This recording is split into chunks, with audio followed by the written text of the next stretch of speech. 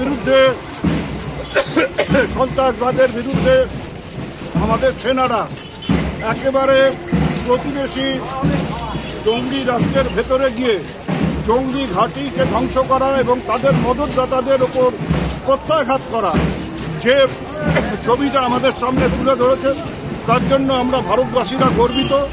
এবং আমরা বাংলার মানুষ গতকাল এবং আজ সারা রাজ্য জুড়ে বিভিন্ন রাস্তায় নেমে মিছিল করে আমাদের সেনাদের, আমাদের যারা সামরিক বাহিনীর সাথে যুক্ত, আধা সামরিক বাহিনীর সাথে যুক্ত, যারা এইভাবে দেশপ্রেম দেখিয়েছে, যারা বীরত্বের সাথে এই লড়াই করেছেন, তাদেরকে আমরা আমাদের প্রণাম জানাই, তাদেরকে আমরা আমাদের শ্রদ্ধা জানাই এবং আমরা তাদের পাশে আছি। এই বার্তাটাই আমরা তাদের আজকের এই শোভাযাত্রার মধ্যে দিয়ে তাদের কাছে পৌঁছে দিতে চাই।